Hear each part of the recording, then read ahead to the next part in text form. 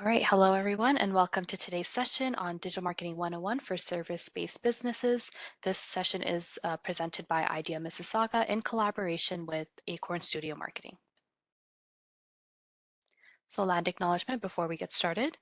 We acknowledge the lands which constitute the present-day City of Mississauga as being part of the treaty lands and traditional territory of the Mississaugas of the Credit First Nation, the Seneca and Attawandaron and wider Haudenosaunee Confederacy, and the Huron-Wendat First Nation.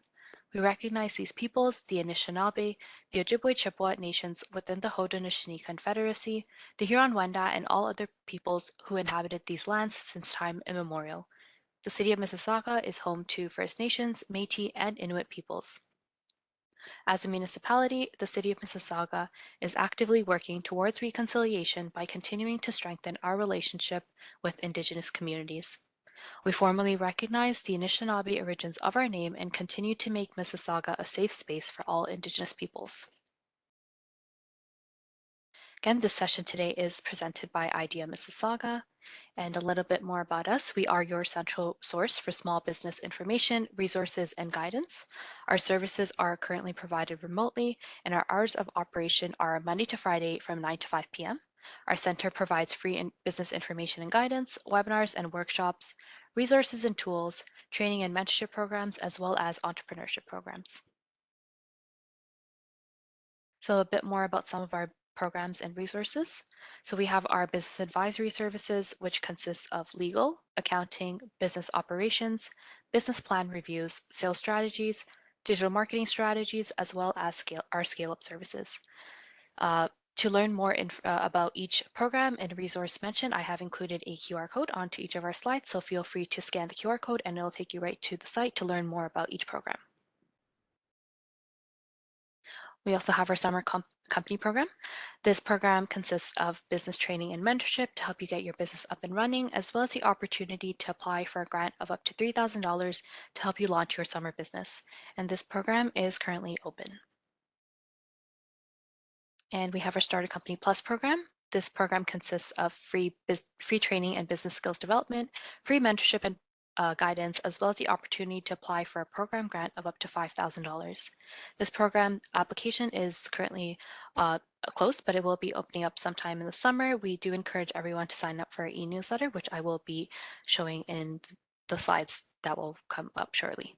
And again, if you want to learn more about each program, a QR code is attached to each slide, so feel free to scan and learn more.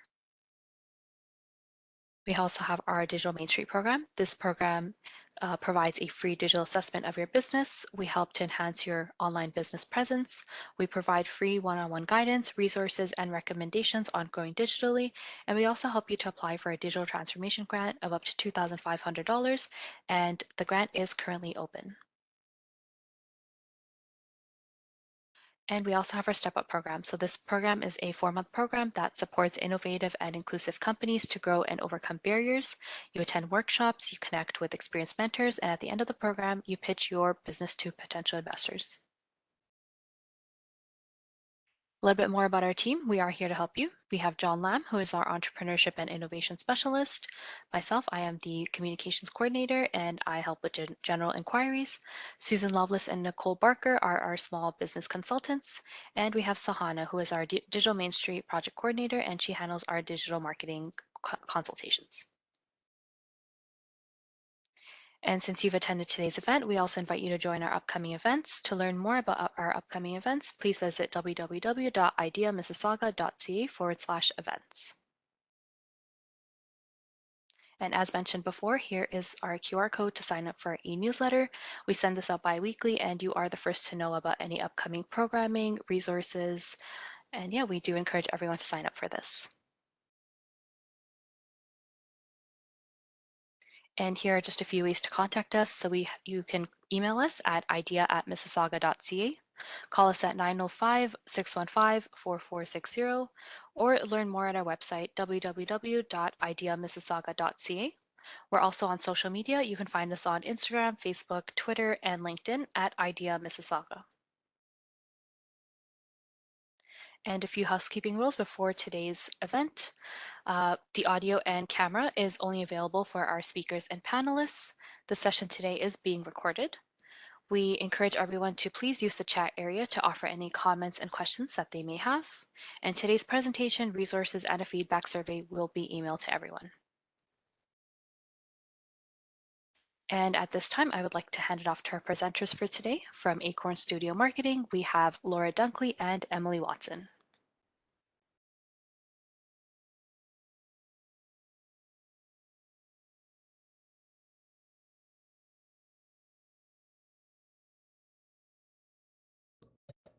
Great, thanks, Mona.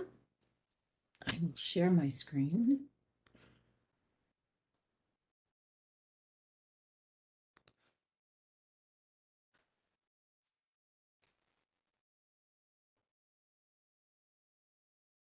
So welcome everyone to Digital Marketing 101, 7 steps to getting started for your service-based business.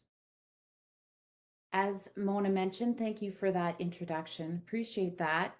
Emily and I joining you today from Acorn Studio Marketing. It's a little bit about us, our digital marketing. We're a small digital marketing agency specialized in helping entrepreneurs build their online brands and communicate effectively. So I'm Laura Dunkley. I'll be leading today's session. Emily joins us as moderator and social media, graphic design, brand strategy support as well. And we are here to answer any questions along the way. Please just drop them into the chat for our live viewing, and Emily will bring those forward, just again, as Mona mentioned, to put it to all panelists so she can see that. There's a lot we're going to cover today. We're going to run through it, but for sure we will stop for any questions, and know that you will get this recording for afterwards. So service-based businesses, there are so many. They can range from dog groomers to electricians to cleaning staff to creatives, physiotherapy, and professional services. For our live audience, feel free to drop it in the chat on what industry you're in and any specific questions that you might have. We're here to answer those as well. So let's get started. There's a lot of questions about digital marketing, frustrations, and it feels like we're in a maze most of the time, and that maze is always shifting, but there is a path to success. And one of the first things we're going to think about, and today we're going to cover, is knowing those steps. And those are the key things that you're going to follow. Be persistent and watch for signs along the way. We can't just put things out there and let them go. We have to be diligent in watching for the changing environment. And then remember, don't be afraid. Make a plan, but do learn and adapt as you go. So those steps that we talked about, here they are. 7 steps. These will never change. Within these steps, things change, the type of content we use, maybe the types of channels that are available. But if you follow these 7 steps, it will help you stay focused and make sure that you don't miss anything. So first of all, write a business plan. Second, get to know your target audience. Third, set those marketing goals. Fourth is select the right channels for your business, because there's a lot. And so we're going to talk about how to select those right channels. Also, number 5 is write a marketing plan. Make sure you know how to execute on what you want to do. And then creating great content, really important step. And finally, track your performance. Now, know that these 7 steps seem to be in this order, and for sure, most of the time it is in this order that you'll want to do, but you'll have to think of different things that get updated at certain times, as well as things like tracking your performance. You have to think about that when you're doing your business plan and setting your marketing goals, because there's certain things you have to do. So take in all these 7 steps and make sure that you update them regularly. So let's get started. First of all, write a business plan. Oh, I don't know about you guys. I've been doing business entrepreneurship and writing business plans for longer than I want to admit. And in the old days, they used to be this giant business plan in a binder. It would stay there and you'd check it once a year. Things are a little different now, but the key sections of that business plan have not changed. You need to know your business goals, vision, mission, Know what value you're going to offer through your business. Know why people are going to choose you over the competition, which is your competitive advantage. Know how you're going to sell it, the model of sales. What's your service mix? And if you have product, just because you're a service-based company doesn't mean you're not selling product. So make sure you include that in your service/product mix. How are you going to sell that? What's that sales strategy for you to get out there and meet clients and customers and sell to them? And then you want those budget financial considerations to make sure that you know how much money you're going to make, expenses, and you have a plan when that comes together. And then, of course, today the focus is that marketing action. There are some links below if you want to check. Also know that writing a business plan, there's a lot of support out there, and consider Idea Mississauga, and business consultants that they have are very helpful as well. And as I mentioned, it doesn't need to be this binder anymore, this huge plan. It can be a one-pager. Just get it started, put it all down there. This is the business model canvas. The source is linked below, and put that down just so you can get started. Don't wait till it's perfect, but make sure all those key elements are there before you do. Okay, so you have your business plan.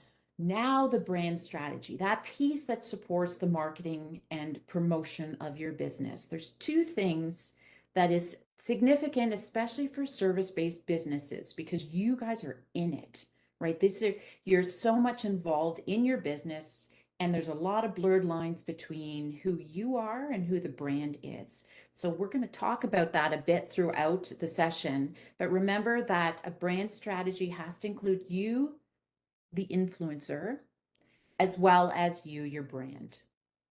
And one really cool resource that I found on Miro.com, which is an online collaborative tool. Emily and I use this all the time, and it does have a free version. There is a template that's available. I did not make this, putting it forward, and kudos to who did this. But if you go in and see, even if you don't use Miro, there's a lot of tips on how to build a brand strategy. The list here beside is those things that you want to consider. So it's the purpose of your company, the purpose, your vision, your values, who your target audience is, understanding the market that you're serving, what's the problem that you're solving, brand awareness, what's your personality, tone, voice, and tagline. Just one way to brainstorm all of that.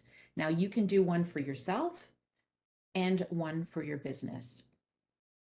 So that brand story, so you've done it all. You've put the brand strategy down in place. We want to now tell that story. And why do we want to tell it in a story? Well, because it builds trust. It's how our mind works, right? There's a beginning, middle, and end. And that helps to build trust. It helps to develop a connection with your audience, puts forward your authority and personality, makes it interesting, triggers emotions, can be more relatable when you put it in a story form as well, and most certainly memorable. So this is very important. There's a webinar and a link to the session we've done on this before. And make sure that you tell your OG story. It's the origin. If you are the starter and the creator of this business, you are very much involved. So at that very beginning stage, you want your story to be told as well. And how you do that, there's some tips along the way in that link as well. So we have our story, we have our strategy, we have our story. Now let's visualize it. This is Emily's expertise. So if we have questions about developing your logo and brand assets and things like that, please feel free to drop it in the chat. What this is it's your representation visually of who your brand is. It's going to be your style, the tone you use. It's going to be things like your logo, what fonts, what colors. And this is really important to put something together, whether you do it yourself or you hire someone. Put it in one place, define what it is, because it needs to be consistent across all of your channels. And why that is it needs that quick recognition. If I'm landing on your social media, any of your social media, is it you? And visual is much quicker to be recognized than even words. So please make sure you do that. And this is how we take that brand, you the influencer, and connect it with your story of your business. Emily's here as an example, as an influencer. She's a graphic designer. Service, right? This is her service. She talks about graphic design. She provides resources. She has her Instagram page, and she even has a product page on Etsy. Now, the brand strategy piece is that she's the influencer of her company, which is Acorn Studio Marketing. So Acorn Studio Marketing is its own identity. It sits to the side, and Emily is an influencer. She's always going to be representative and be considerate of the brand. And because her values are represented in her company, there will be consistency, but she does sit outside that brand, which is your company. And we're going to talk about how to do that a little bit more later. So number 2, get to know your target audience. Now, your target audience, it's typically your consumers, right? It's your clients. They're the ones that you are focused on, revenue generated. And why do we have to get to know them? Well, 91% of consumers say they are more likely to shop with brands that provide offers and recommendations that are relevant. How are they going to be relevant? You're only going to know that if you get to know your audience. And 80% of consumers are more likely to make a purchase from a brand that provides personalized experiences. So remember that purchase, whether it's a product or a service, they want to know that you've related with them, that what you are offering to them solves their problem or fills a gap for them. And it feels like you're human, right? You're not just a big organization. That personalized experience is really important. The only way we can do it is by getting to know our audience. So we're going to take a step back now. Yes, our target audience is quite often our customers, but there are other people that we have to communicate depending on certain things. And this might be within a campaign, might be a PR outreach, whatever that might be. Please take a time, and whether you put sticky notes up or you put it in a spreadsheet, and just consider all those stakeholders in your business. And what is it, stakeholders? Anyone that plays into the success of your business. As an influencer, maybe there's different levels of influence, but they have a role at some point in your business. This is just an example. You are at the center. Okay, so your ideal client, let's go back to that customer, really get to know them. That list on the side, that's your typical, right? Age, maybe gender is important, location. Not all of these might be relevant to you, but you want to take notice of what that is. Really get into the values and interests, lifestyles, how do they consume media? Then you have your primary audience and your secondary audience. Quite often we start in the business planning section. We think of segments. But now with marketing, we really want to get into knowing them. So who is that primary and who is that supporting secondary audience? And fill it in. Here's an empathy map, really good exercise. Copy, put it down, sticky notes, whatever you want to do, but really take the time to think about what they're thinking of. How do they speak? How are they listening to things? How do they feel? What are those key challenges that your product and your service mostly, what are those challenges that you are here to solve? And what motivates them? This motivation piece, I hear this all the time because some people are motivated by value, their perception of value, right? What motivates them to buy with you? Is it something where they want to perceive to be luxurious and they're trying to stand out with the crowd? Are they just really price sensitive? Do they want really good customer service? Because if you're targeting on product price or service price, and they don't really care about price, they just want you to take care of them. Your language, how you serve them, your sales strategy, marketing strategy, all of that will be different. So take the time to go through this exercise. And then finally, we want a persona. Who is that ideal client? You may have more than one, but at least one persona, and then fill it in. Take that avatar, give that person a name, give them a title, what's the industry, bring that person to life, fill it all in, put it up somewhere that you know, because that way it will help you and support you as you build out your content, decide on what channels to use, and all of that. So where do we find this information? Well, some research methods, there's two. There's primary and secondary. Primary has the rich, really good information, takes time to do it, but it is quite valuable, even to the point, I mean, we have focus groups, surveys, interviews. The most important thing, if you do nothing else, go and find your ideal client and ask them, what do you want? Do not be afraid to find out the information, because if it can save you a lot of time and a lot of marketing budget if you get those answers right. Secondary research is your marketing traffic. Maybe that's Google Analytics that's coming across all of your social media analytics. Maybe it's your sales data. Maybe people are buying a certain product. You start to ask why. Online research can be forums, social media, just general Google search, Google Trends, things like that. And then also your own channel analytics, which can kind of be up on the top too, but just remember those analytics are quite rich as far as engagement levels, what kind of content you're going to create. And then finally, take the time to do that customer journey map. And what a customer journey map is, figure out all those touch points. When they come into your website, where do they go? How are they going? Where do you want them to go? And where are they going? Website analytics can really help with that as well, and start to plug that in. There's a really good template on Miro to help you with that. Number 3, setting your marketing goals. Because if you don't set a goal, you don't know where you're going to go, and you don't know if you've gotten there, right? So it's really important to set those goals. And the question we often get to is like, well, what if I don't know? What if I'm just getting started? Well, maybe one of your goals is to collect the research, to figure out where that goal is, and then create some benchmarks. So here's some of the questions that you want to ask yourself when you're doing marketing goals. So what business goals are you supporting? Marketing always supports business. This is why your business plan has to come first, because marketing can only support you if we know where you want us to take you. So what business goals are you supporting? What does success look like? So once I've reached it, this is how your marketing team can be accountable. What does success look like to you? Do you want more traffic to your website?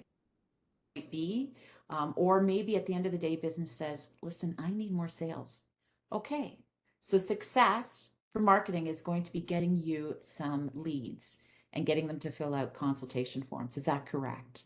So put on your business hat and put on your marketing hat and make sure you're clear on what success looks like.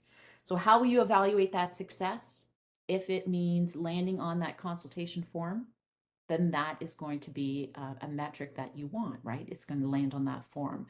Who's your audience? You might have a variety of industries that you focus on. Maybe you are a pet groomer, and right now you know that it's dogs are what your focus are. Your whole website might actually have everything, but you really are focused on dog grooming right now. So be very specific when you think about your audience and what is timing. So if I want them to fill out a form or new clients for dog grooming, I need to have X amount by the middle of the year. That's how we create smart marketing goals, business goals, all smart. So it's specific, it's measurable, it's achievable, relevant, and timely. And then we plug it in to the marketing funnel. So you're going to see the marketing funnel a lot, right? That general building brand awareness, we're probably always working on that. If you are a startup, building your brand awareness is one of the key marketing goals you're going to have to figure. And then the middle of getting towards the middle is that consideration phase, right? It's you're going to improve your brand reputation. You're going to build interest. You're going to qualify those leads, which might be a lead gen download, right? And that ultimately marketing wants to get you that initial meeting. Now, remember, this is the marketing funnel. We don't close sales. You guys have to close it if you're a sales team, right? You might play the sales role because you're a small business owner, but understand marketing is really to get leads into the door. And that's that action piece. That's really important. And at the very end, we want to keep those clients on. We want them to come back. And then we also want them to share and be very loyal customers. And here are some key metrics within that funnel. So if we're talking about website, we want the number of traffic to the website, page views, followers. We get into consideration. It's more the engagement. They've actually shown up. They haven't just liked something. They're engaged. And then those discovery calls are in the middle. And then testimonials, shared comments, things like that will be those loyalty metrics.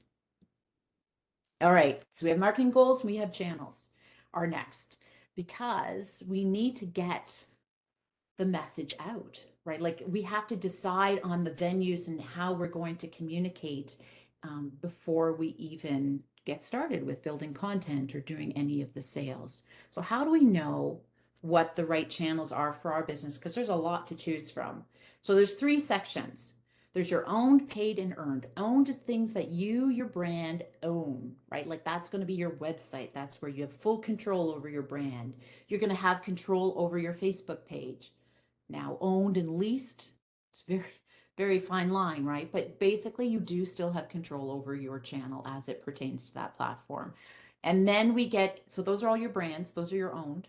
And then we get paid. Paid is all your marketing that supplements your owned, right? Every once in a while, you're going to have to boost things, or maybe you have to go in and get a new audience and extend your reach. So that's paid. And then earned is that sweet spot where we can't pay, we don't own it, but it's so valuable because that means that other people are talking about us, and that you, in a good way, we hope. And that's that sweet spot, because that has even more trust amongst other clients. So those are the 3 sections to think about. Owned is priority, paid supplement is earned, is what we have to work towards. And the critical list, this is where we get people asking, do I need a Facebook page? Do I need to do Instagram? And I put them back to this. You tell me if you need it. And we go through this list. So is your audience there? You should be too. That's a big one. Doesn't mean you should, but it's definitely a big check. Trends, is this where people are spending a lot of time? Is the platform continuing to develop and stay relevant? Budget and resources. Do you have the time, money, and skills to maintain that channel? Regulations, are there any things I need to think about? If I am in a health related industry, in the service, this definitely pertains to many. Am I allowed to? Are there things, certain content that I'm restricted to do? Sometimes those restrictions, you go, well, it's just not worth it. Just make sure that you do your homework before you get started. And then finally, that effort to impact is the big one. How much time and effort do I have to put into it to actually get the results I want? Now, the results are based on your marketing goals, right? That we talked about. So if I have to, and we'll talk a little bit about this coming up, is TikTok, for one example, it's trendy. My audience might be there, but ooh, I don't have the skills, but I could learn this. Maybe you have staff to help you with this. Regulations, nope, there's none in that. But TikTok, based on that platform, requires a lot of content and frequency, and it's constantly changing. So then you might go, at this time, maybe this is not right for me. So those are the kinds of things to think about every time you consider a new channel or even keeping a channel. So let's go through some of the options that you have. Your website, mobile and desktop, good example. You have to think of both. It is the hub of everything. And it doesn't matter what business you're in. Emily and I encourage this always. You need a website. It's a single URL that people have to remember. They don't have to remember if you're on TikTok or Facebook or whether or not you have a newsroom, whatever that might be. They just go here. All the pertinent information is here, and then you have links off to the communities and other channels. So please, please make sure you have that and you consider it with your entire marketing strategy as the hub. All right, blog, separate, but it's quite often usually within your website.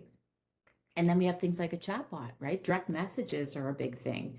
And it is a communications mix. It is a channel. If you decide to do a chatbot, make sure that you have thought through how you're going to maintain it, because that goes back to customer service. And there's nothing worse than having a tool or a channel that's there and is not maintained by the brand. Social media, there's a whole selection of them. Video hosting. So this is another thing. How are you going to use video? YouTube is a social media channel. People leverage it as a channel. A lot of comments, it's a whole strategy in and of itself, but it can also be, how are you going to use that? Maybe it's just up there so that you have a hosting platform to sit in your website. Paid media, supplement, an option. Podcast, it's content. And it also is a channel to reach new people. Audio is key. Messaging, as we mentioned, the chat bot, but there's other messaging apps like WhatsApp, WeChat. Email marketing, we have media and PR. You can have a newsroom right on your website. PR Karma is one that is relatively new. You can get a newsroom as an entrepreneur. You can leave it separate, or you can have a link from your website over, or it sits within your website, but it's a whole other channel. And then don't forget traditional.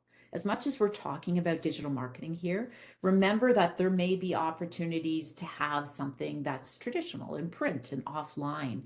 Remember though, it always should come back to your website, redirect them back. Part of the reason is it's less costly to manage your digital marketing. And also you want to be able to update in a timely fashion. Once you print a brochure, it's printed, right? There it is. So it's always think about it and refer them back to the website.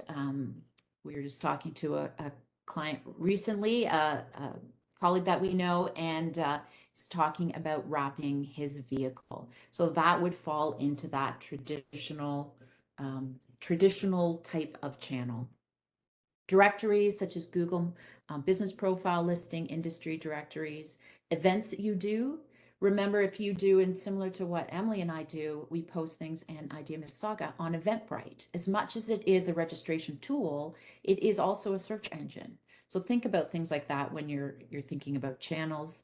And then influencers. Influencers could be you internally to think about, and then also brand ambassador influencer programs. So that is an assortment. It's just an assortment. There are so many options out there. Please don't do all of them. It will be very difficult to manage unless you have a very large budget and a large team. So I'm going to now go into an example to show you this in action. This is an example, and any of you can go through this exercise. And I do encourage you to do it to yourself. If you are existing, go through the lens of an outside person. How do they see things? What's the mix? Because everything I'm going to show you here has just come from me as the user. Now, mountcedarhomes.ca, they do offer, we did do the website, but that in and of itself is it. I am just coming and showing this to you from the public. So let's start with that, with the hub. What do they have? They have Facebook, Instagram, and LinkedIn. Different sizes. Put this down for yourself if you want to do this exercise yourself. Size, if it's bigger, use it as your dominant channel. Then they have influencers, internal influencers, team. They do events. They have directories, email marketing, video, blogs, and even downloads. So downloads are where it's like rich, large content that's hidden behind an email gateway or sometimes just available. So that's a communications mix. That's pretty comprehensive. Probably wouldn't encourage much larger than that because you still have to maintain it. But it's a nice mix. Okay, now what about their website? Key channel, as we mentioned, what are those pages that a service provider should consider? Well, you need to have your services on your website, right? First, your landing page is your home page, which is a mix of everything, but your services, about us, that's your story about who you are as an organization. So when they land there, they know what you do. And then what's that process? What is it to work with you? And especially service-based businesses, they need to know those expectations. So give it to them ahead of time. Give them, this one has an inventory, also gallery. So showcase what you're doing. If you visit our website, you'll see our portfolio of all the types, because so many people, that's that middle of the funnel, remember? It's like, oh, right, I like what they do, but do they really offer what I need right now at this time? And so showing what you've kind of types of work you've done really does help. Blog, and then he has a link up into his resources with all those rich downloads available. There's a connect form, essential. So things like your blog, gallery, they're really nice to have, but your product, your homepage, your about us, your services, and gallery is borderline. I almost think it's essential, but for sure the services you offer how they can do business with you, and then how to connect with you, and put it in as a lead, as a form so they can fill it out and send it to you. There's also a key thing, you'll find it on this website as well as ours, and there's that get started. Very clear at the top navigation, let's get started, and there's a new contact form. You may want to ask more information to qualify that lead. So that is their website. And now social media, let's have a look. They're on Instagram, filled out profile, images posted regularly and consistently. What we might want to do here is making sure that they have a link in bio or whatever that is that goes back to the website. That would be one thing to add, and make sure you have it. And then consistently, whatever you're posting, that it represents your brand and the visuals are good. Do a mix of content. And then we have LinkedIn. They have a LinkedIn company page and then a call to action to go back to their website. Remember, everything's going back to the website, and a video about who they are. I know that takes a little bit of time, but that explainer video is quite good. More content would be probably good, but this is not their primary channel. So that's where the consistency you have to consider. And then get into Facebook. It's filled out in its entirety, representative in the cover image. Events are showcased there. And then we have some educational content. And then we even have the team. And this is where that brand and showcasing your team, that influencer, it's not just you, the owner, it could be your team, it could be contractors, whoever that might be. So that's just a social media mix that you can take as an example. Now, all of this gets into planning. So we've kind of jumped ahead, but after all of this, we're going to talk to you about some details on how to actually do this for yourself. So we have the website, we have social media, and then we have content marketing. There's large content you have to think about and smaller content in social. So for their large content, these are some things to think about from a service standpoint. Your blog, right? If you're going to do a blog, it's a really good way for search engine optimization and providing education for your potential clients, and to give some authority, some idea of who you are as a service provider. So blogging is one way. Those extra resources and downloads we showed you that he has on his website. Some are held behind a gateway and some are just available. Redirected to a checklist page for multiple seasonal home maintenance checklists. It's a freebie. It's like, wow, this is really good. I've given them something. All of a sudden now they're going to pay attention and think about this seasonally to come back every time, every season he's thought this through. And then it also links to some PDFs, as well as a secondary PDF. Some of the stuff might be owned on your website, or they might actually link off to different ones. The thinking through is that this is your user first, and that when you land on this, what do they need? What do they need when they come to your website? Email marketing is part of your content marketing strategy.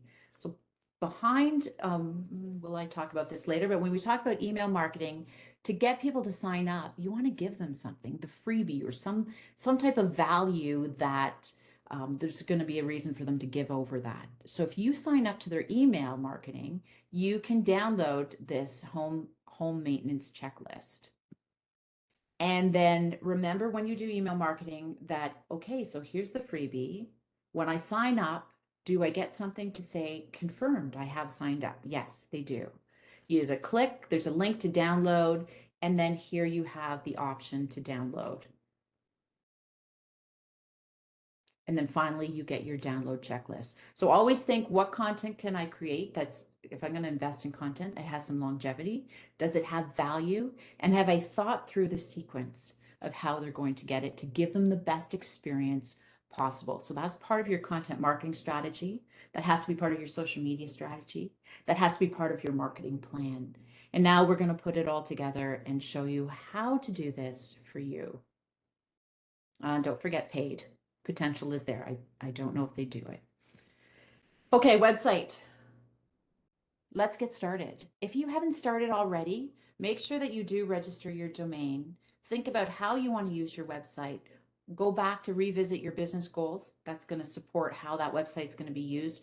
Who's going to help? Who's going to do this? Is this just you going to create this website? You're going to help get a designer to do it. Are you going to design it and get help to manage it? So think of that from a project team starting and even from a management. What content do you already have available and what do you need to create before you do it? Make sure you gather all your admin and sales information if you're working with a designer and you have that all organized. It will save you time, save you money, and build a great relationship with your designer.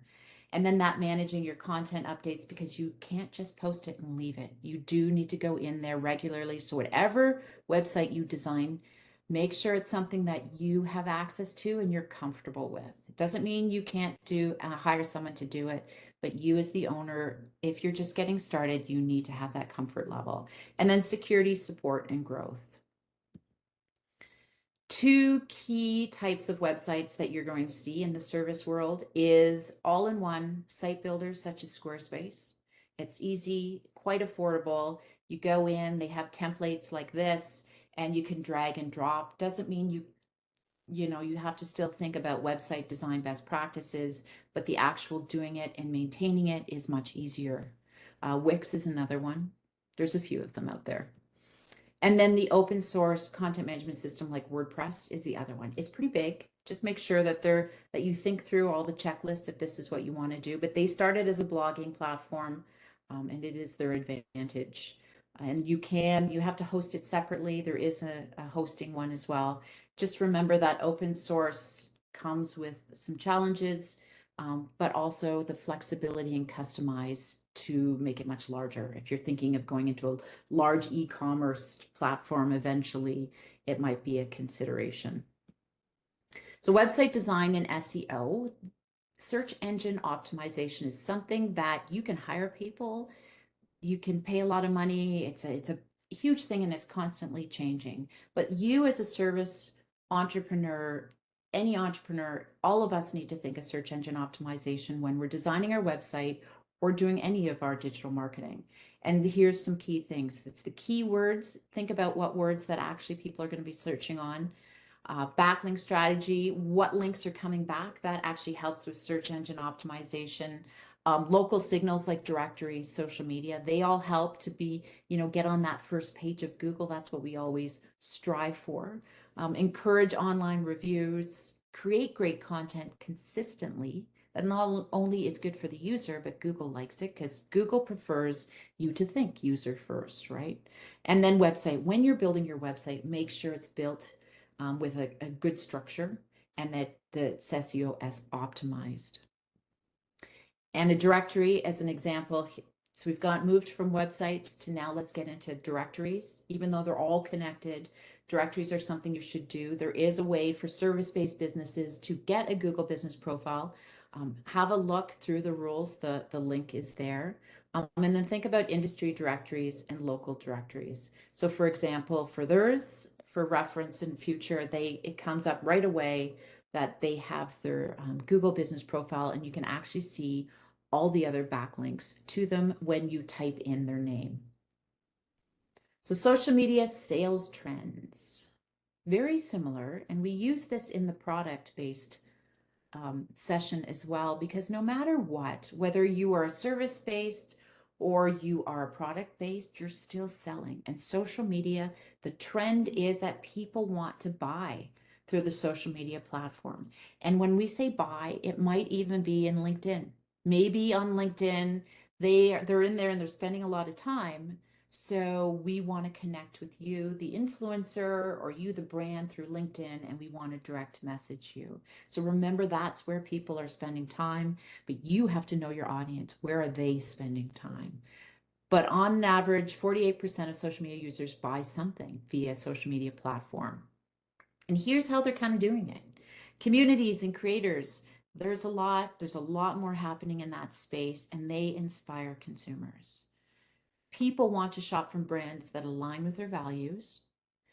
And where's that opportunity? Maybe you want to do live online shopping experiences. And what does that mean from a service perspective? It's like you're not the shopping channel, but maybe they want to meet you online. You are doing a webinar similar to what Emily and I do through Grow. It's just an online entrepreneur group where you get a chance to actually talk about your services, but not in a salesy way. These are all part of those experiences. Consumers want omni-channel and frictionless experience. They want to be able to jump from whatever channel, offline, online, different social media, your website, and they want to be able to do it easily. And remember that social media is so much more than marketing. It's customer service and sales.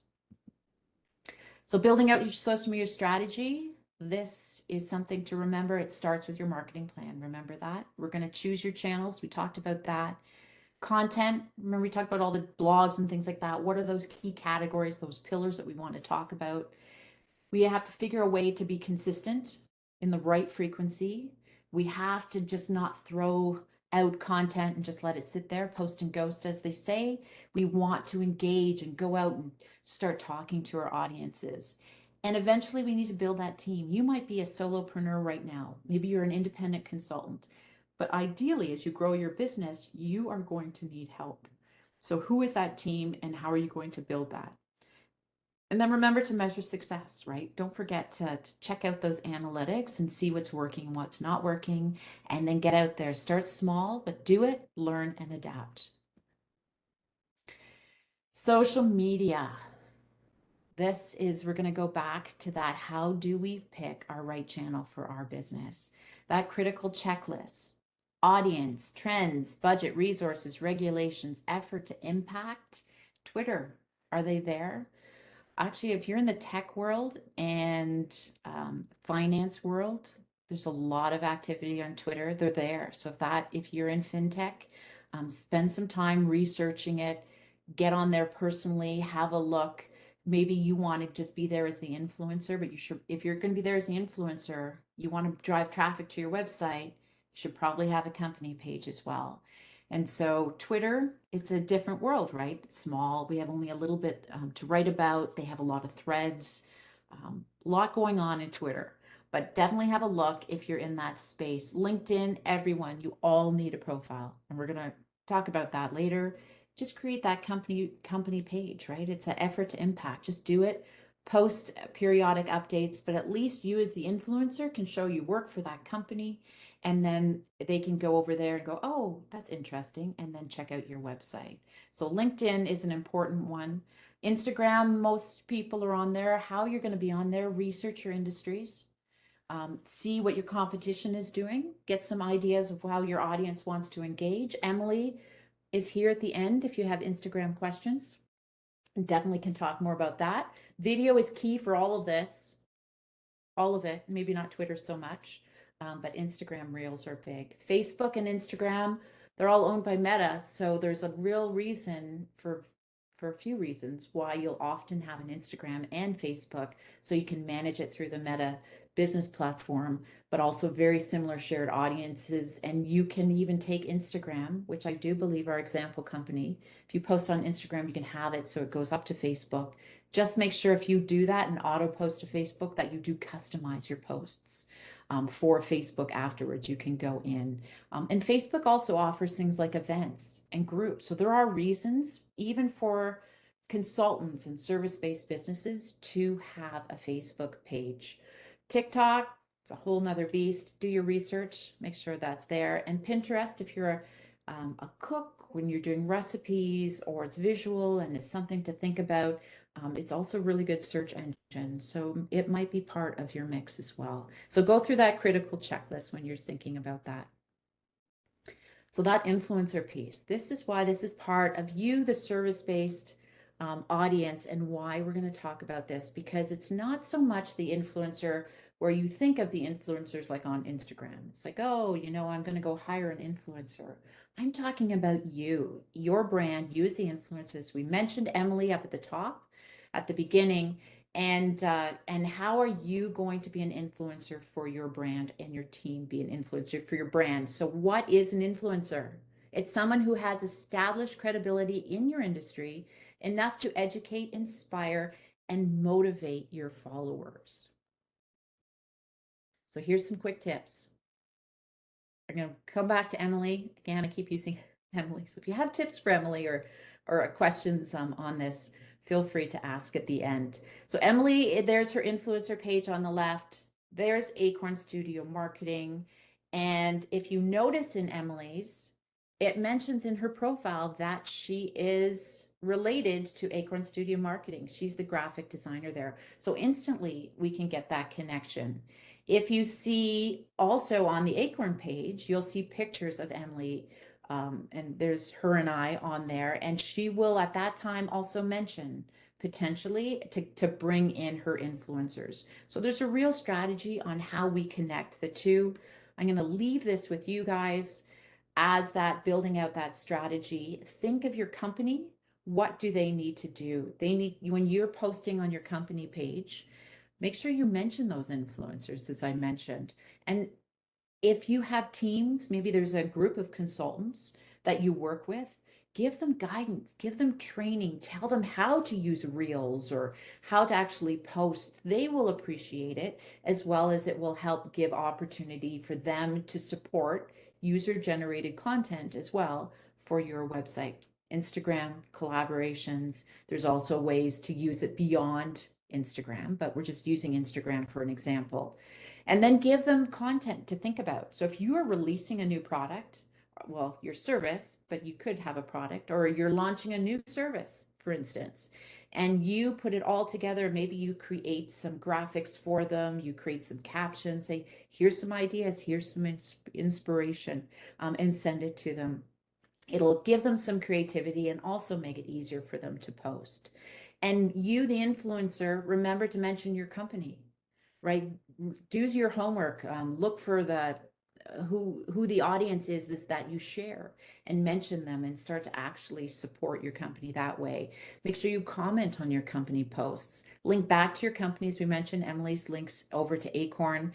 And then remember, if you have to be respectful, and I say respectful and authentic, but mostly if you are going to use this platform as your influencer page, remember what kind of content. Like, don't mix the types of content. If you're doing this as a professional, you might not want to share a picture of your sister's baby, or you at a party somewhere. It might not be the right platform to do it. So really do think through this as if you yourself are a business and it's your brand.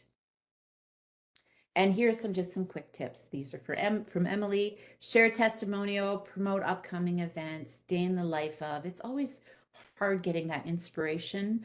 You can always check out the AI platforms too for inspiration, but here's some quick ones. Okay, LinkedIn, more my world. Influencer strategy tips on LinkedIn, it's the same. Mention people, use hashtags, and then when it happens, this was one of the webinars we did with Idea Mississauga last year, and we posted on it through our company page that we did this webinar. The company mentioned myself, even though I did it. I mentioned my profile in Emily's. We mentioned Idea Mississauga. And then on my page, I shared it. So it starts with your company page quite often when it comes from company related content. Mention you, the influencer, share and comment on your influencer pages. And then remember, offline to online. So if you are offline now, we're back in person. Offline to online, LinkedIn has a really cool QR code if you want to connect with people quickly. But this is the segue into LinkedIn. And I'm going to mention this because everyone needs to have one of these, a profile page, right? Like, just have it, get it up there. It's you, the professional, you standing alone. You may represent your brand, but you also are more than your brand. So when you are creating your profile, a main section quite often gets overlooked is that about section. It's who you are, right? Define your expertise. What are you offering? What kind of opportunities are you looking for? And how would you like people to connect with you? In the service world, quite often we become the salespeople at the same time, and sales, business development will support that marketing effort. And this is how we can use our professional profiles for this. And then mention that you're open to providing services. You guys are service-based businesses. Don't miss this opportunity to let people know, because it is searchable on LinkedIn. You're providing services. How do they want to find you? And then just type in where you are and the types of services you offer. And then for more information, if you want, we've also done a previous webinar on LinkedIn. Have a look-see there. And then that company page, just have a look at some of your competitors even. As an example, this is ours. This is the back end, which is why I can showcase it to you. You'll see analytics. You'll see a lot of the traffic, places to edit. You have to have a LinkedIn profile to be able to create a company page. And you can also share admins, same as Facebook. And then start to post and post the company. So remember that the company is its own entity, right? So if the company's doing the work, that's the kind of post we put on the company page. So if you have done a new client profile, or you've written a blog on your website, that first comes through the company because that's the company's work. Perhaps you've done some research yourself and you want to just mention that you've done something on your company, it would first come through yours. So remember, the company is its own brand. And then here's some tips for developing your website, your LinkedIn profile for your company page. All right, writing a marketing plan. Here's the quick. Remember that it starts with your strategy first. Strategy is your overall that sits in your business plan and how you're going to market your business. Then you're going to create an actionable plan, right? This is usually, I do this every year, overview, and then you kind of maybe consider it within quarters. And this is how are you going to roll out that? You've got your communications mix, but what are those key tactics that you're going to do? And the plan's what we're going to focus on today mostly. And then there's the campaign. So everything supports the strategy. Campaign has a beginning, middle, and end. It's usually small. Maybe you're doing an event launch or a webinar. Maybe you're promoting a download. Maybe you've just launched your podcast. That's going to be a campaign, right? Within your yearly plan, and all of it supports your strategy. More information at this blog reference. So that plan has your summary, business goals, marketing goals, key dates, target audiences, budget, tactics. Those are the things that you're actually going to do. What is success metrics going to be, and that timeline? When is it going to happen? And if you want a template, you can reference it. This was previously done through Idea Mississauga when it was MBEC. And it's a boot camp. So there's a webinar, a 2-part webinar here, as well as some downloads. And that marketing campaign. So this template is to make this so easy that every time you do a campaign, you're just going to remember you're going to do it. You're just going to think it through. It's like, yep, I'm going to launch something. I'm going to do an event. Think of all of these things. We have to have a goal. We have to have an audience. You have to have creation of some type of content, right? We have to figure out how we're going to get it done. Do we hire someone? Do we do it ourselves? Do we have content already? How are we going to get this out to our people? Do we need to put promotion around it, like maybe paid? And then how are we going to manage the results? Package it all up, put a brief together, know who's going to do what, and then make sure you do lessons learned, a recap, and see what worked and what didn't work. That's it. That's your marketing campaign. And an editorial calendar is a good tool to have, and this helps you plan out your content. Now, there is a spreadsheet here. Probably needs to be a little, it will get updated eventually, but it is basic. It's been the same, it always has been. Basically, all it's saying is, I have all these channels. Here are my key dates.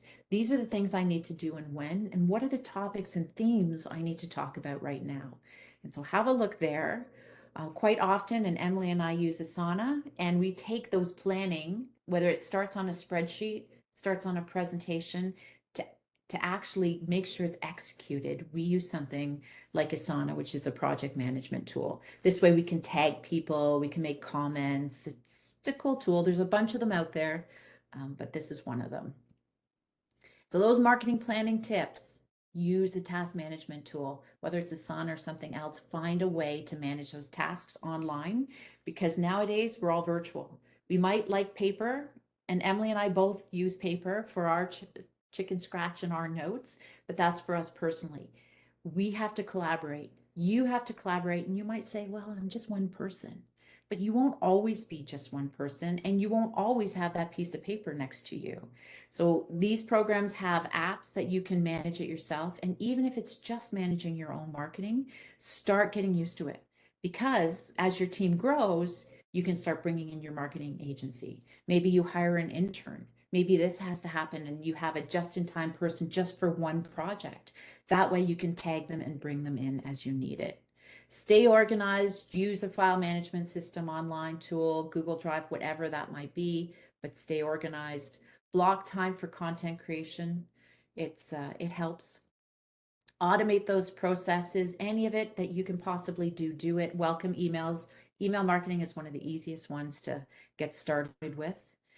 Schedule social media posts. Some of the platforms allow you to schedule, some of them don't. Emily and I have used a bunch of them. Meta Business Suite lets you do Facebook and Instagram. Buffer is one that allows you to do Twitter, even Twitter Threads, which is really cool, and LinkedIn. So LinkedIn, a lot of them allow you to schedule in the app itself. I shouldn't say a lot. Some of them do. If you're on LinkedIn, your professional profile allows you to schedule, but your company one does not, which is why you kind of go, give me just a tool, keep me organized, put me in one place. So that's where you should think about what tools you can use and how you're going to schedule them. Use Save Your Password platform. Find a way to be safe. Think of security. Think of if you have to share those passwords, how are you going to do it properly? Dashlane is just one example. Tracking program, a time tracking, we use Toggle. It just helps us manage our time. And then have regular brainstorming sessions with your team or just yourself. Use those online collaborative tools like Miro. Free version, love it. If you love sticky notes and moving things around, and they have a good online tool, mobile app, you can use it through your iPad even. It's pretty cool. And then finally, use those AI tools. They're out there, they're new, they're cool, they're constantly evolving. Use them wisely. You can't use them for everything, but they are there. One of which I will talk about, but Grammarly is a cool one, and it's to help you with writing. So those are just some top 10 tips that we use. All right, we have our plan. We've done all of the other stuff. Now we got to create that great content. What is content? It's whatever it is that's out there that's actually going to be a venue for sharing that information that you need to get to your audience the right message at the right time. And it's going to be a mix. This is just meant for inspiration. Maybe you're doing a presentation like this and you have recorded it, and you'll be able to pull out snippets, and then you could create micro content. But think of the big stuff first, and then that micro content, and how can we keep it going? But this is the type of content. Some ideas. And how do we make it great? So be unexpected. Go wow. Make wow the experience for your audience when they read it. And if you're in a, people say, well, I'm not in a fun business. That's not what we're talking about. We're talking about giving them the right information. If you have a service-based business that is in financial, and your audience really needs that tech, the stats, the tips on how to do it, and whatever that might be, if you wow them with stuff that they couldn't find anywhere else, or your expertise, that's unexpected. Also remember to get to the point. This is not a university paper. Any of your stuff, even though you might have a higher end clientele, they don't have time to go through this giant essay. Please do get to the point. And when you get to the point, also make sure everything you do is scannable. So if you do a download, make sure you have it nicely laid out. There's headlines, it's in a logical order, but it really is the information they need right now. Tap into those emotions, make sure there are visuals, tell a story, think mobile. It just continues to increase the amount of people on mobile. Be timely, be human. So if you use AI, please add the human touch. Be relevant, engaging, and personalize the experience. And this goes back to knowing your target audience. And remember that great content moves people through that sales funnel. Remember we talked about it's the marketing funnel, but really it's the sales. We want leads. So how do we get those leads? How do we make sure that we give them the right information at the right time. Well, if you're working on awareness, make sure they understand who you are and what you do. If there's a problem you're solving, make sure you let them know how you do it. That leads piece, when they're considering you as their trusted advisor or the person that's going to take care of their dog or someone who's going to help fix their house, these are the questions you're going to answer. They want to know who needs it. Remember, we talked about case studies, portfolios, things like that. That all comes into the consideration stage. Build on that problem that you're solving. What problem do you solve for people? Blogs, right? All of those blog topics. You're going to help them move them through the funnel. Who's using this and what results have you had? And then finally, that at the very beginning, when they need to make a decision, what are the consequences of not having or not hiring you? What will they miss out? Your expertise, the ability to serve them in an exceptional way, whatever that is, that's that final, yeah, I've got to hire you. What are the options, technical details, maybe costs and ROI might be in there too. And then finally, how do we keep them on board? If you are selling, how do we keep those people engaged? What is that experience? Will your customers become your best salespeople? How do we do that? What kind of content can we give them as a follow-up so that we can build that brand loyalty? And where do we get these content ideas? Client FAQs are one of the best ones. If you're doing a sales call or you have somebody constantly asking you the same question, frequently asked questions should be a blog. It should be a download. It should be something. It's one of the most important things. Talk about what your company's work is being done, case studies, sample work, portfolio pieces, online forums and groups. Go see what your audience is talking about. There's some good questions there, and even the tone and maybe some answers. Industry news, Google Trends, Answer the Public is sorry about that. It is actually a program, and it's answerthepublic.com, and you can ask a question and it will pull from online on all the different types of questions that people are asking. And then go to content platforms like Ubersuggest, who now has Answer the Public right in it. And so I want to show this to you because it's a really neat example of how, when you're deciding on what tools to use, think of it, how many checkpoints does it do? So Ubersuggest lets you analyze your website for keywords, structure. It's a whole SEO dashboard, but it also helps you to develop your keywords, and as well as then your content. So there's a way to do that keyword visualization. So this is what Answer the Public looks like. If you go in here and put in a keyword or a question, I put in sustainability, it put in a whole bunch of questions around why and how. It also tells you what the CPC or and your SEO difficulty if you're getting into Google Ads. It also tells you who's writing about that topic and how much traffic that they're getting from that topic, and you can go check out the article. And then they have an AI writer as well, which is interesting. Definitely in beta mode, but something worth checking out. So blogging, if you are interested in blogging, I have some tips on the website. We also have a previous webinar, I do believe, and it's a free download that you can check. You can also have an example here of that download landing page. So if you are doing downloads, and you have a big piece of content, you might want to capture some leads. So you can create maybe a blog as a bit of an in. It's like, oh, okay, this is great. Then you create a landing page and then you put an email capture. So for them to get the download, I'm sure all of you have seen and done this yourself, you have to give them an email. You still have to actually get consent from them, but that email captures there, and then it will redirect you or it will send you that download page.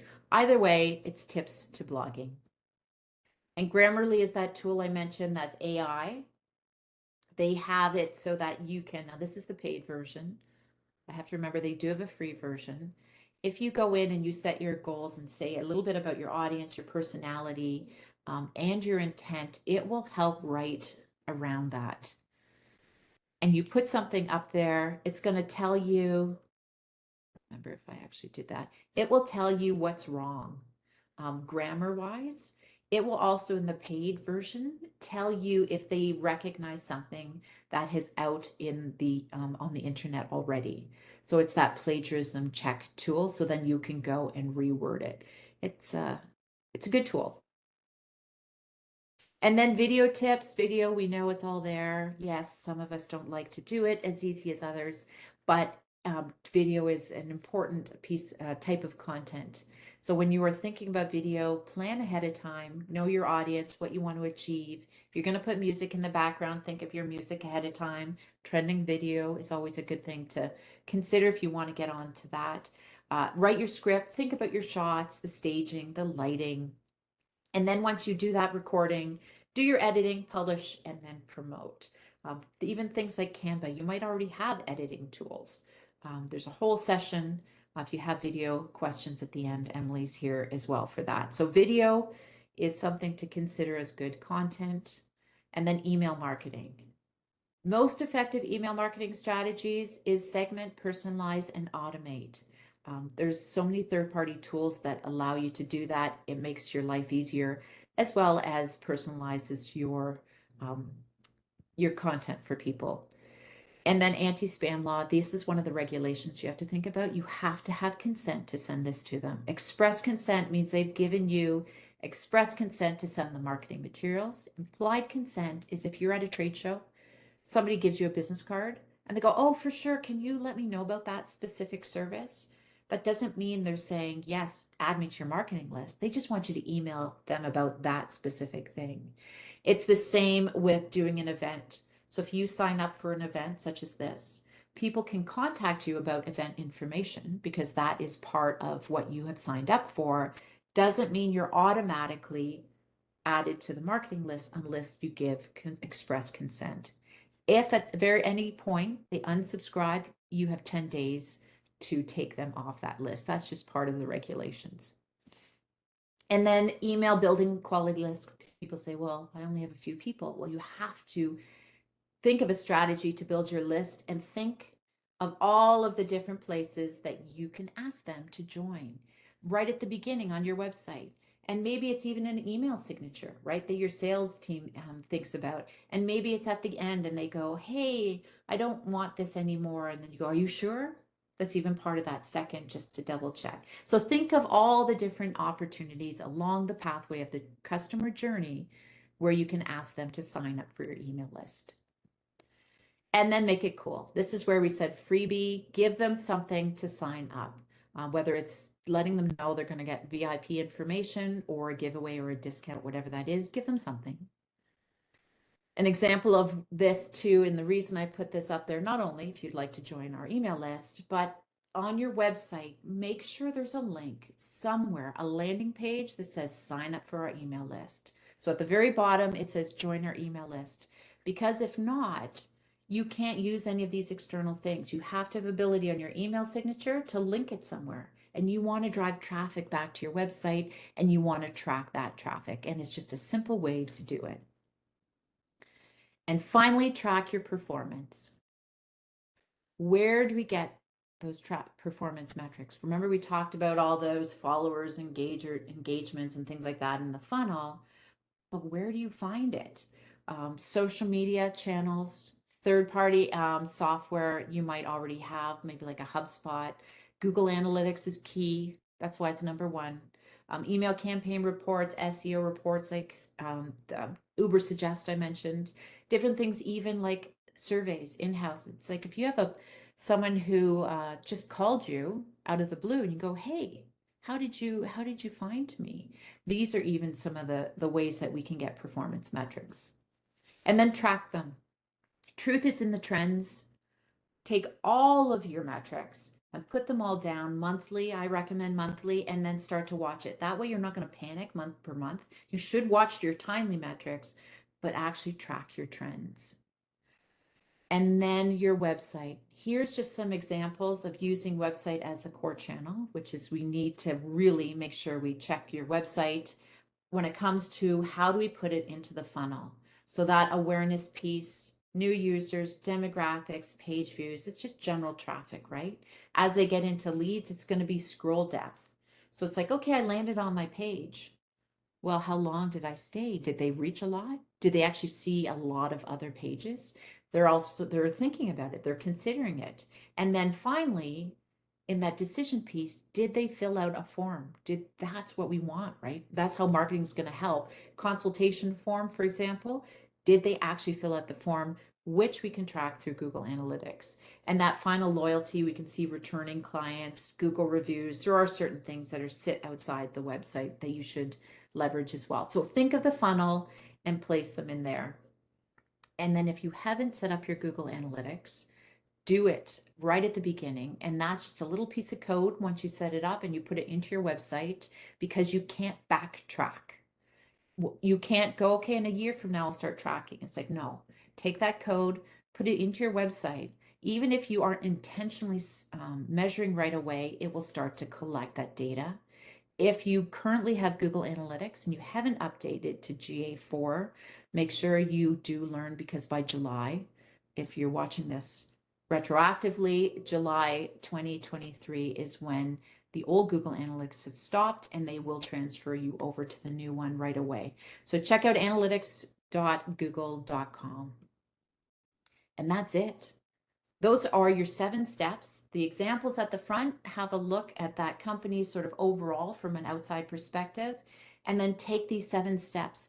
Have a look. Have you checked them all off? Write that business plan. Get to know your target audience. Set those marketing goals. Select the channels right for you, and then write a marketing plan, right? Just that brief, similar to the business plan. It doesn't have to be huge, but it needs to be actionable and strategic to support your business plan.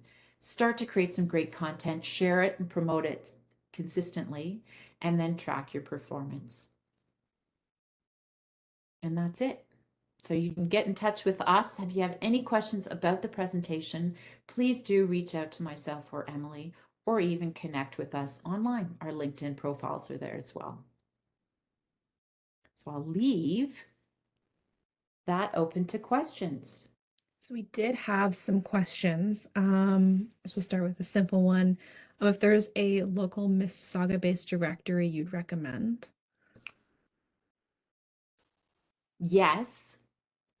Check out Idea Mississauga, because there is a business directory through the city of Mississauga. I do believe they still have it. If Mona is still on, if you can drop that in, but that is a key one that I would say. And then for sure, no matter where you are, Yellow Pages is a key one that still gets some of the most traffic that you want to do. And then industry related ones is something to think about. But check out the City of Mississaugas for sure. Another one is, which one should I do next?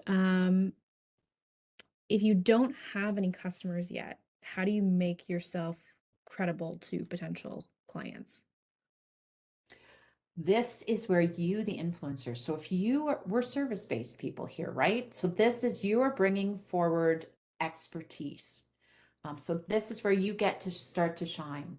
LinkedIn, start to spend more time on LinkedIn. Build out your influencer page. Start to write long form articles. Find other people's articles that they've shared or written, reshare it, and then make a comment. This is about bringing your authority, your expertise forward. Not only will you share with your network your expertise, but when you share and like other people's, you're now getting in front of them, and you can actually start to connect those. That's more of a business development side, but it does help you do that. Check out some groups, get to know them, jump in front of those groups and start to comment on them. And then when you have your website, you still have to get your blogs are some of the best ways to put forward your own thought leadership. Not only is it showing your thought leadership, but now make sure with Google too on your website that you submit your sitemaps and you're searchable and your website is searchable. But those topics, when people start to type in questions, they're also going to be going, oh, look, Emily's on the authority of graphic design. This is really interesting, and she's local. And then start to join those local groups. Maybe if you're in Mississauga, MBOT is a great way to join the group, and that's the offline online. right? Go meet, mix and mingle with people and take your business cards. We're still a firm believer. It's one of the only print things we do, right? Is a Mhm. business card and meet them and say, hey, that is a really good question. I just wrote a blog on my website. Go check it out. And that's a start, right? That's getting in front of it. And don't forget your LinkedIn little QR code to connect with people. I hope that I could probably keep going on that one, but I There's a hope lot. okay. Um, Another question is, can you put FAQs on social channels?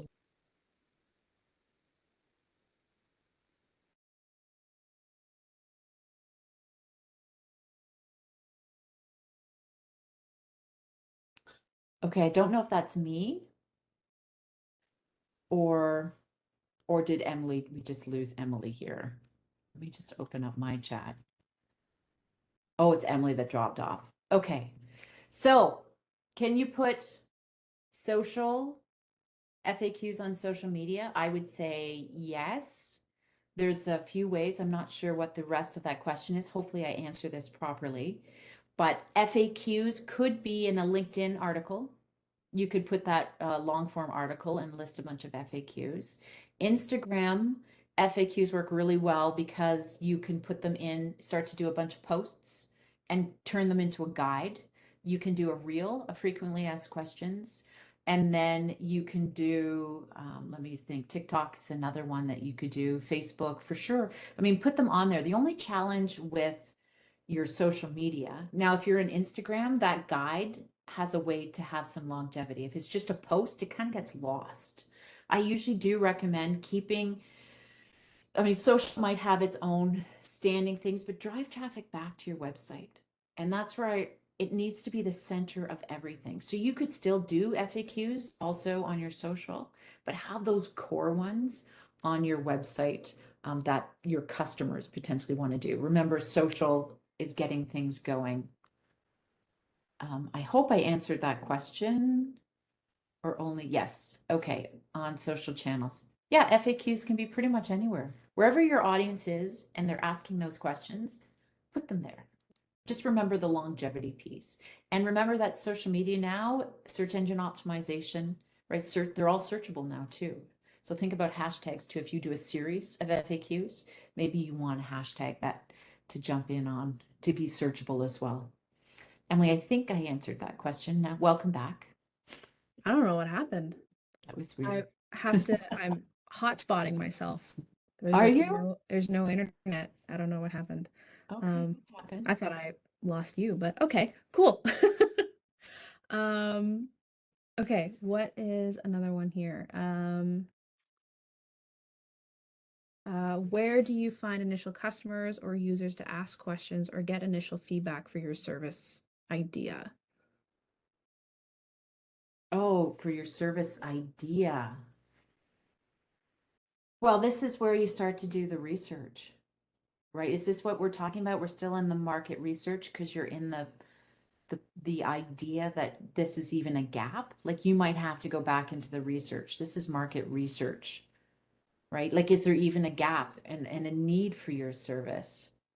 Um, and that's a whole nother discussion when we get into market research. But so do your online one. Mona, do you have a link to the market research on Idea Mississauga? Because that's a really good resource. The top Idea Mississauga has 10 steps to starting your business, and the market research piece is a really good one if you're still in that stage. If you know your audience, we're going to go back into the research page section slide. Go and ask your ideal client. Formulate a hypothesis, figure it out, and then go ask people. And then start. Maybe your business has a low barrier to starting. Go out and test your idea. Create that in the MVP, the minimal viable product world, right? That testing stage. Think of it still in that same way. Like the Lean Startup is another good book. And test out your services. Put out notes.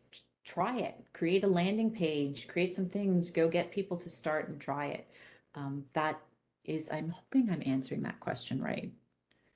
Thanks, Mona. That's great. Um, Yes. Yeah, so someone did ask about tools for surveying or market research. Start at the market research stage, that link that Mona had. If you can't find what you're looking for, please reach out to them. There are a bunch of them. SurveyMonkey is something we use. There's a bunch of ways that you can Ipsos, I do believe, like you can actually hire companies to do surveys for you. There's just usually quite a cost around it. Okay. Can I put my new business bio into my personal bio area on my personal Instagram account? I'm gonna let you answer that, Emily. Yeah. So as Laura showed some many examples of my profile, thank you for that, Laura. I have, well, I guess we have like our company page. I have my influencer page, but I also have a personal Instagram page. So if you think about it, I technically have three. I've done this because I really want to make sure that I separate my personal life from my business. You know, my personal one is, you know, I post pictures of vacation and you know, nights out with friends, all of that kind of stuff, but I do separate it. And that is what Laura mentioned earlier is, you know, if you are acting as an influencer, you have to be, you know, professional about it. You're representing your business. In regards to putting your personal or you're updating your personal bio with your business stuff, really all depends on the type of people that you want to bring into your business that you want to, you know, showcase your business. If your friend group isn't really your market, then maybe don't do it. But if, you know, you want to start building up your business profile and you're reaching out to your friend group and you know that they'll support your business, support your content, then absolutely go for it. But it really all depends on the type of people that you want to introduce. Because if you're bringing in a whole bunch of people, yeah, they're your friends, but if they're not your audience, then they actually don't hold any value to you. And and I'm gonna jump because there are some people I knew use Facebook, realtors, investment people, where their friend, their warm network is their clients. So their personal strategy on their Facebook page, they might share familiar things, but that is because it's a very close network that they work on. So know your audience, and that will help you build that strategy, right? Yeah. Any recommendations on what chatbots to avoid? Uh, I don't know. I'm not an expert in that area. Do you have any? Um, I don't have any recommendations. What I would do is maybe just test them out, especially if you know of a company who is using a test bot that you want to try out. Maybe try having a conversation with their support system. For an example, um, ADA is a chatbot that Indigo and Chapters uses. Um, the only reason I know that is because I've recently been talking with customer support and their chatbot, and it's not that bad. There are a couple things that I don't like about it. I probably wouldn't use it if I was ever to bring on a chatbot. Um, but I mean, testing it out, there's no right or wrong. Every business is going to be different from what they require from a chatbot.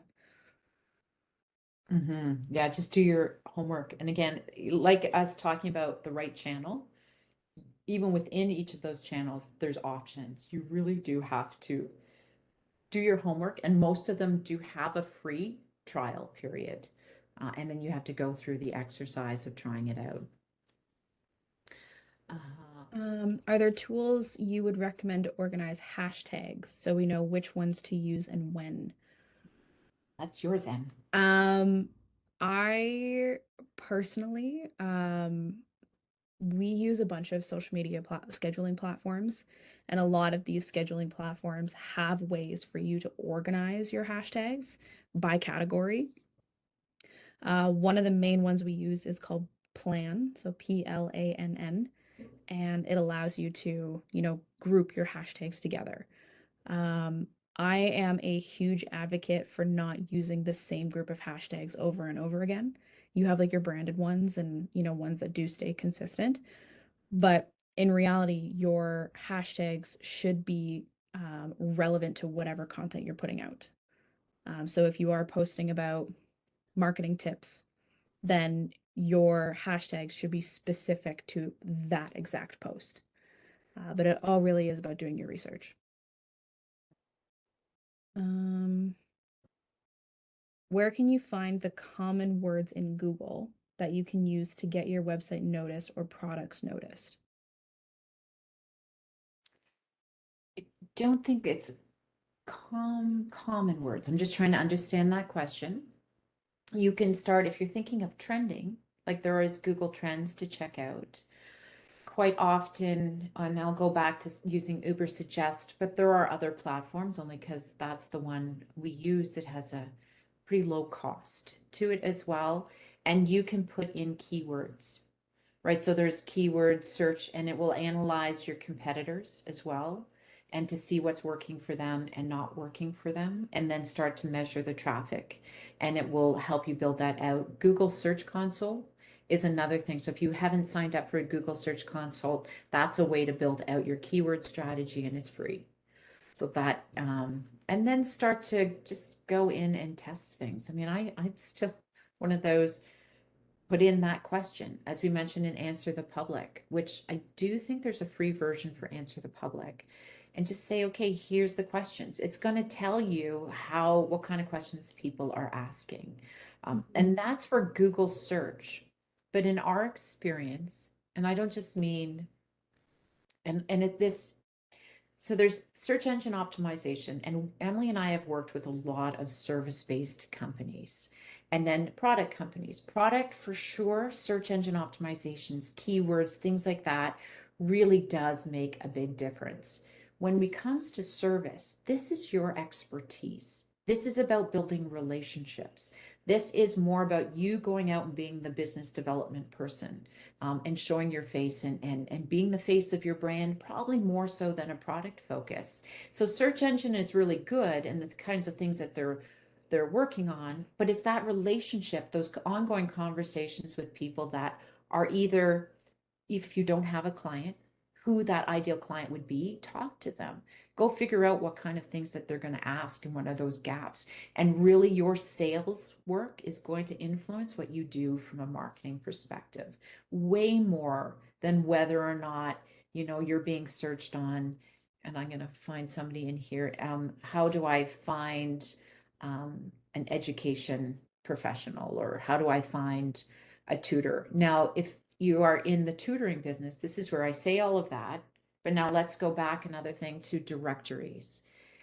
Really important, and one of the best AI, like we were talking about this morning, right, Emily, with AI, is one of the greatest AI tools is Google search near me. Make sure you have your Google business profile and you are added to whatever directory possibly that makes sense to you. Because if you are looking and you are looking for a local market, they're going to say, hey, I need a tutor for high school science near me.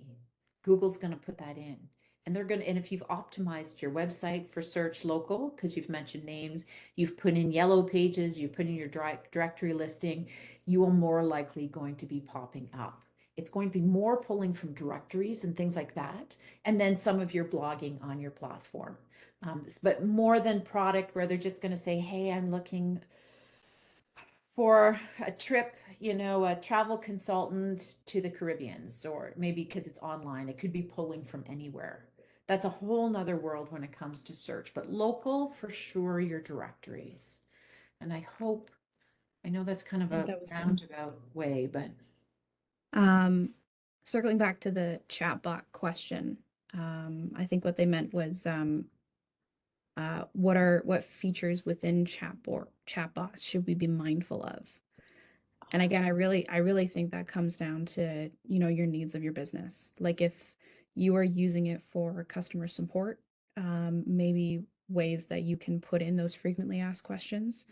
If you're using it to just give basic information, it really all depends what exactly you need it for. Obviously, the more features and the more automated it is, most likely the more expensive it's going to be.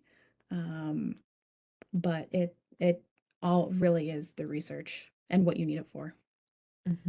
So maybe if you're an IT consultant, that would really help automate your process, right? You don't actually have to manage it right away you're answering those frequently asked questions. It's like, how fast or where can I go to drop off my computer?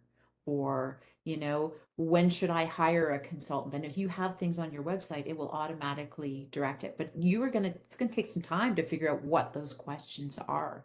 It doesn't happen overnight, but it will help to redirect people to places on your website. And then maybe finally, as I didn't find my answer, and then it escalates up to you. But like Emily said, you have to figure out how you're going to use it, and can you manage and provide the service that people will expect if they go and start to converse with your chatbot. And if it is just something that you want for frequently asked questions, if people ask you, like, hey, what are your hours? Are you open this weekend? Contact information. Again, where can I drop something off? Consider taking a look at, Facebook Messenger's platform, or even Instagram. Like, you can actually program auto responses within those social media platforms.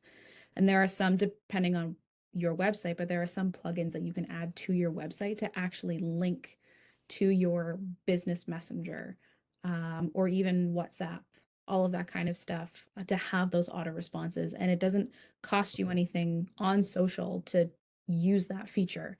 It might cost you something to have the plugin for your website, but it will take time for you to set up. But if it's just a frequently asked question thing, I'd recommend taking a look at that. Mm-hmm.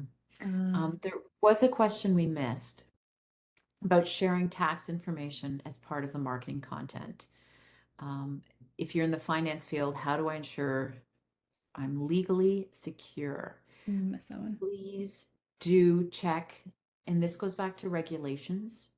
Know what you can and can't share. Be full disclosure, have terms and conditions, privacy policies. Find out what you're allowed to do based on your expertise. That's not something, my recommendation is to do your research on that.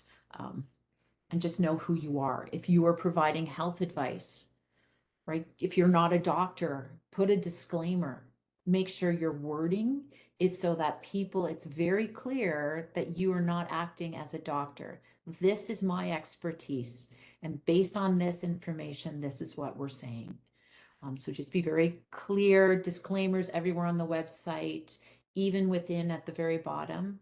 And if it's like this is what someone else has said, or this is the research, make sure you refer back and you provide those citations. External links not only provides that credibility and lets people check out your sources to build your thought leadership, it's actually good for your SEO too. So if you're linking to a credible source, if you are the expert, think about the backlink strategy. I know this is a little outside that. So make sure that what you're saying, that you have the expertise.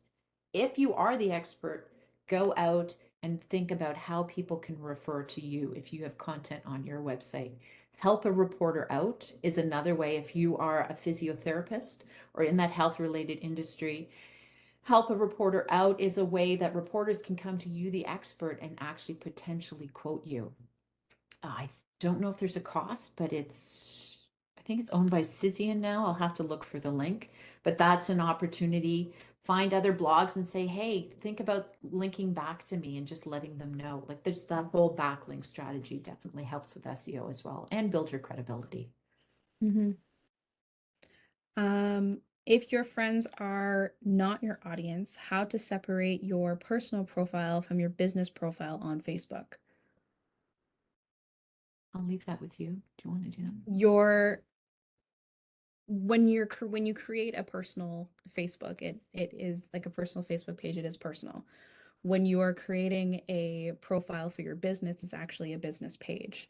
So in reality, they're actually not connected in a way that other people can see. So the only way that your friend group can really see that you own this business page is if you actually invite them. So it really is all up to you, what friends you actually want to bring into your business page. Mm-hmm. And that is one nice thing. LinkedIn is the same. Mm-hmm. You can have external people. I know we have LinkedIn company profiles we've set up for people and manage. they can't see that. If anyone jumps on their company page, they can't see who's the admin. So it is good that it's separated that way. Another question. If I'm an e-commerce business, is it relevant to have a Google My Business knowing that there is no address to put?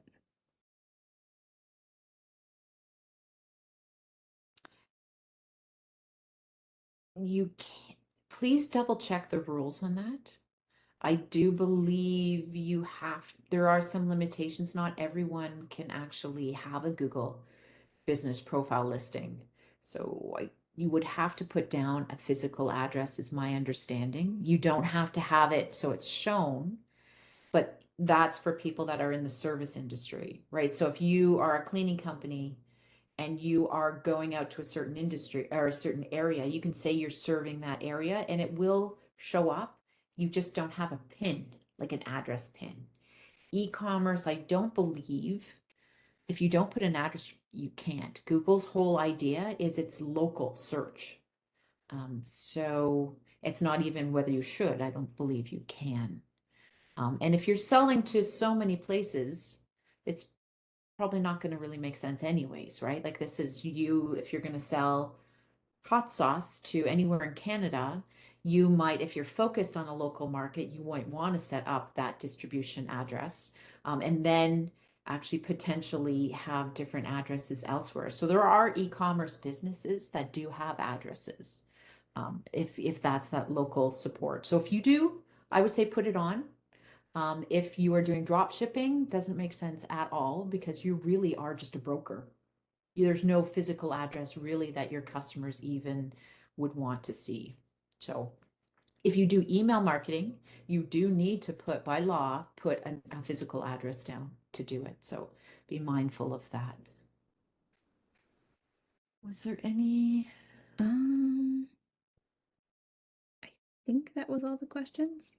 Okay, because I know we went past time too, so we saw some people drop off. Okay. Thank you everyone for all the questions and for coming. And Mona, thank you very much for the invitation to speak to your business owners. Yes, thank you again, Emily and Laura, for a wonderful session. We always love having you guys here. And I know everyone else also finds your sessions to be very informative. So thank you again for coming today. And thank you everyone for attending today's session. To keep up to date with any of our upcoming sessions, I will just provide our newsletter sign up form. So feel free to sign up and you'll be the first to know about anything that we have coming up in the pipeline. And yeah, thank you again for attending, and we hope to see you at the new one. Okay. Okay, Thanks, everyone. bye.